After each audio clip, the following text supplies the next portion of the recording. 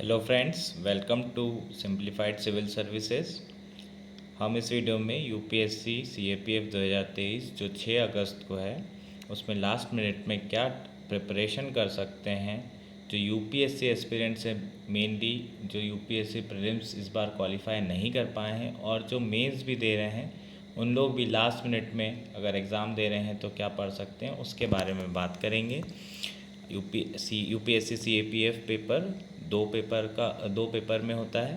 पहला paper GS 1 होता है, जिसमें बेसिक आपका यूपीएससी प्रीलिम्स का जितना जीएस का पोर्शन होता है वो आता है, और जीएस 2 जो है वो एनालिटिकल होता है और ऐसे इंग्लिश कॉम्प्रहेंशंस होते हैं उसमें, जो जो राइटिंग वाला होता है, जिसमें आपको सब्जेक्टिव क्वेश्चन दिए रहते हैं और आपको आंसर लिखने होते हैं, जो कि 3 आर का होता है। तो पहला पेपर हम कैसे प्रिपेयर करेंगे? पहले पेपर में 125 क्वेश्चन होते हैं, टोटल 125, और अलग अलग डिवीज़न होते हैं। मेनली यूपीएससी प्रीलिम्स में आपने जो पढ़ा है इसको आप यहाँ पर इजीली आपको यहाँ पर अपना कर सकते हैं, उसे यूज़ आप कर सकते हैं, क्योंकि जो भी जीएस में आता है ना, सब्जेक्ट वाइज एनालिसिस करेंगे। जनरल स्टडीज़ में तो पॉलिटी आता है, लक्ष्मीकांत आपने पढ़ रखी है, आप रिवाइज करना चाहें अभी तो कर सकते हैं, बाकी इतनी ज़रूरत नहीं है पॉलिटी में।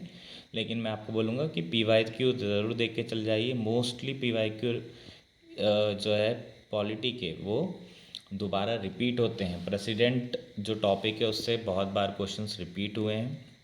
हिस्ट्री में बात करूं, हिस्ट्री में मॉडर्न इंडिया ज़्यादा नहीं आता है, एंशियंट और मिडिवल पे ज़्यादा फोकस है यूपीएससी का सीएपीएफ के पेपर में। और हिस्ट्री याद भी नहीं रहती है, आपने रिवाइज़ किए हुए 1-1.5 महीना हो चुका है। अगर आप अभी इसे पढ़ेंगे तो आपको बेनिफिट ज़रूर मिलेगा। इकोनॉमिक्स बेसिक होती है, ज़्यादा पोर्शन डिफ़िकल्ट नहीं होता है और ज़्यादा क्वेश्चन भी नहीं आते हैं। पर माइक्रो इकोनॉमिक्स के 1 या 2 टॉपिक्स ऐसे होते हैं जो हमेशा रिपीट होते हैं, जैसे प्राइस इलास्टिसिटी, डिमांड इलास्टिसिटी, है ना। तो ये कुछ क्वेश्चन माइक्रो इकोनॉमिक्स के आप जो रिपीट हो रहे हैं उनको देख के चल जाएंगे तो इस साल भी आपको सवाल बन जाएगा। और जोग्राफ़ी है, जोग्राफ़ी अच्छी खासी आती है, जोग्राफ़ी और एनवायरनमेंट, और काफ़ी डिफ़िकल्ट नहीं होती, काफ़ी इजी होती है वो। और जोग्राफ़ी में हमारा फोकस जो होगा वो मेनली फ़िज़िकल जोग्राफ़ी में होगा, है ना। लैंड रिफॉर्म एक ऐसा टॉपिक है जिसको आपको पढ़ना ही पढ़ना है। यूपीएससी में प्रीलिम्स में कभी नहीं पूछता, लेकिन सीएपीएफ में हर साल एक क्वेश्चन हमेशा आता है ना। तो अगर आप इन सबको रिवाइज करना चाहें तो 8 से 10 दिन में कर सकते हैं। 14 दिन अभी बचे हुए हैं, 8 से 10 दिन में एक बार आप ट्राई करेंगे, है ना। आप यूपीएससी एस्पिरेंट हैं तो आप कर सकते हैं, मुझे इस बात पे पूरा भरोसा है आप पे, है ना। बस आपको थोड़ा मोटिवेट होना पड़ेगा, जिनका नहीं हुआ है उनको ज़्यादा मोटिवेटेड होना पड़ेगा, और आपका ये इजीली आप कर पाएंगे। नेक्स्ट कैसा है, नेक्स्ट क्वेश्चन ये है कि ये यूपीएससी का जो प्रीलिम्स है उससे कितना डिफरेंट है ना, in terms of toughness and subject wise also. तो अगर हम टफनेस की बात करें तो UPSC CAPF paper slightly easier side पे होता है ना। जो क्वेश्चन आपको यूपीएससी प्रीलिम्स में नहीं पूछा इस साल, वो सारे क्वेश्चन आपको यहाँ पर दिख जाएंगे। तो पेपर थोड़ा आसान होता है। अगर आपने अच्छे से तैयारी यूपीएससी की थी और आपका लक, है ना, हार्ड लक रहा उस दिन, या दिमाग नहीं चला, या फिर, है ना, कुछ भी टफ हो जाता है, थोड़ा प्रेशर रहता है, तो लेकिन आप इसमें फ्री होके माइंडसेट से जाएंगे तो आप ये पेपर इजीली क्रैक कर सकते हैं। और सब्जेक्ट वाइज अगर मैं बोलूँ तो सब्जेक्ट वाइज डिफरेंस होता है कि जितना आपका जीएस का है पोर्शन वो तो आएगा ही, साइंस एंड टेक नहीं आता है, उसकी जगह साइंस आता है। और साइंस बेसिक साइंस होता है, बायोलॉजी बहुत इंपॉर्टेंट है, सबसे ज़्यादा उसी के क्वेश्चंस होते हैं, फिज़िक्स केमिस्ट्री दोनों के रहते हैं।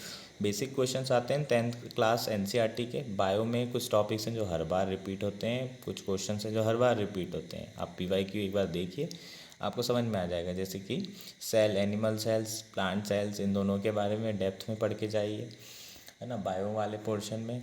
और फिज़िक्स वाले पोर्शन में लाइट, रिफ्लेक्शंस, ये सब, आइज़, इन सब पे हमेशा क्वेश्चंस आते हैं। ईपीएफसी का भी पेपर देखेंगे पैटर्न तो उसमें भी इसी तरह के क्वेश्चन आए, थोड़ा स्टैटिक बेस्ड रहता है ये, ठीक है। केमिस्ट्री में एसिड, बेस, इस तरह ये वाले चैप्टर्स बहुत इंपॉर्टेंट है, एक बार आप देख के जाइए। एक दिन का काम है, अगर आप कोई भी कोचिंग की PDF उठा के देखेंगे तो मैक्स टू मैक्स 1 डे और 2 डे, ठीक है। तो 8-10 दिन वहाँ हो गए, 1-2 दिन यहाँ हो गए।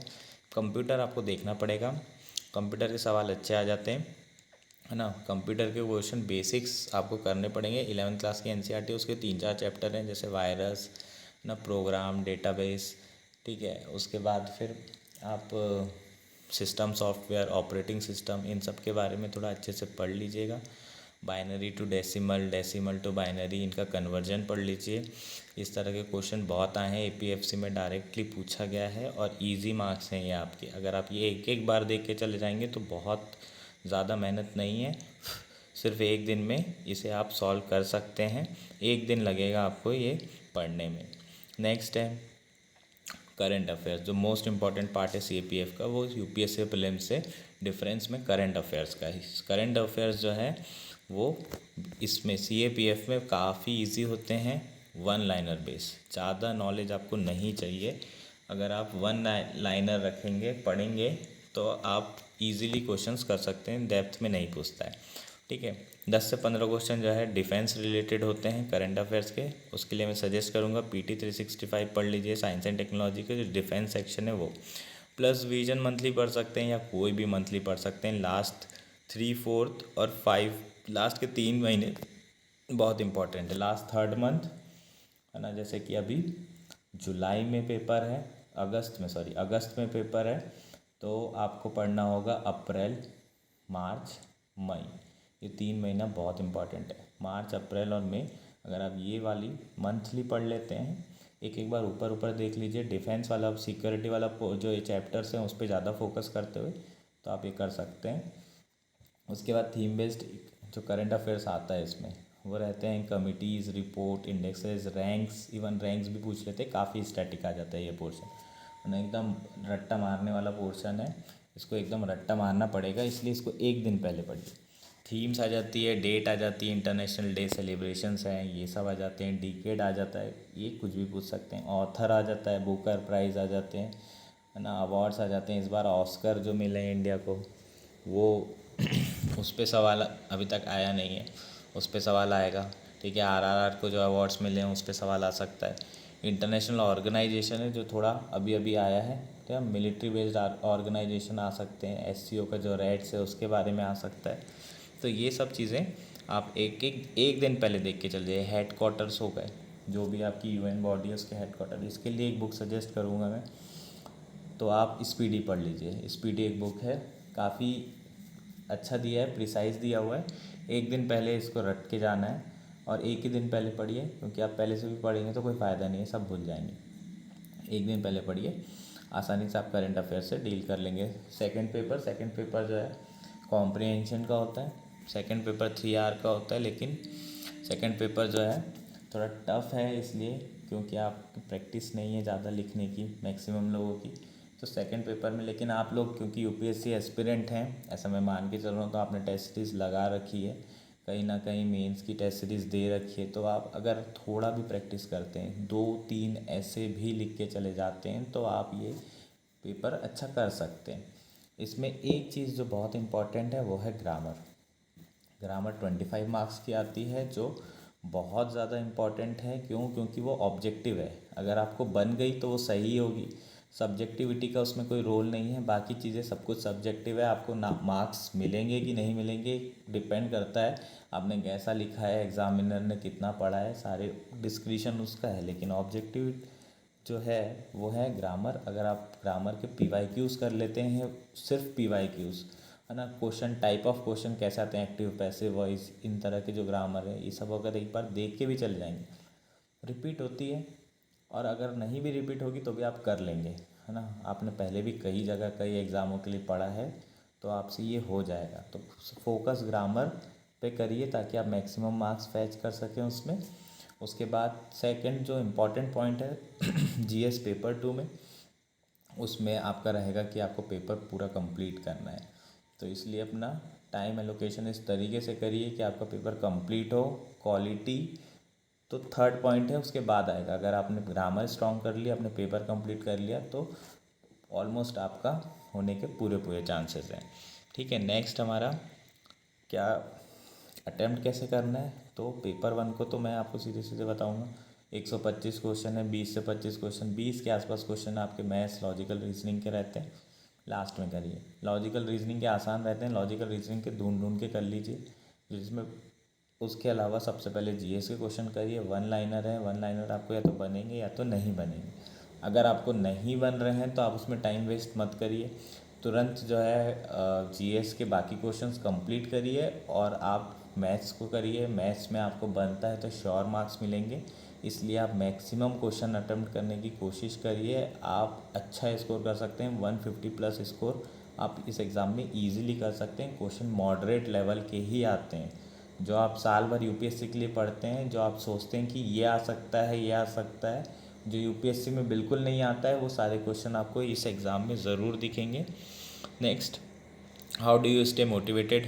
तो बेसिकली बहुत सारे लोग यूपीएससी का प्रीलिम्स एग्ज़ाम दिए हैं, है ना, उनका क्वालिफाई नहीं हुआ है। ये समय ऐसा है जब हम पढ़ नहीं पाते हैं, बहुत कोशिश करते हैं लेकिन हम पढ़ नहीं पाते। मोटिवेशन, है ना, एकदम लो लेवल पे होती, लो फील कर रहे होते हैं। मैं भी कई बार मतलब इसी स्टेज में रहा हूँ। कई बार क्या है, मैं एक बार इस स्टेज में था, लेकिन उस बार मैंने एग्ज़ाम नहीं दे पाया था। एक बार ऐसा चांस आया था जो मेरा पहला अटैम्प्ट था, जब मेरा निकला नहीं था, लेकिन उसके बाद फिर उस समय मैंने इतना सीरियस लिया भी नहीं। और बाद में जब मैं मेंस लिखने लगा, मेरा प्री होने लगा, तो बाद में और भी चांसेस थे, तो मैं सो के भी नहीं उठा था इस एग्ज़ाम को देने के लिए। ये एग्ज़ाम, है ना, एकदम हल्के में ले रहा था। मुझे लगा था कि यूपीएससी तो हो ही जाएगा, अच्छे नंबर आ रहे थे, प्रॉमिसिंग मार्क्स आ रहे थे मेंस में, तो मुझे इतना चिंता नहीं लगा और मैंने ध्यान नहीं दिया। पर मैं आपको सजेशन दूंगा कि it is your easy backup for civil service exam which have very low success ratio and also very unpredictable. हमें इस साल ही देखा है कि कुछ भी आ जाता है, कुछ भी पूछ लेते हैं, है ना, जो मन आता है वो पैटर्न में उठा के दे देते हैं। और सी सेट का तो पता ही है आपको किस तरीके से इस बार इन लोगों ने किया है, तो ये आपके लिए एक सेफ बैकअप है।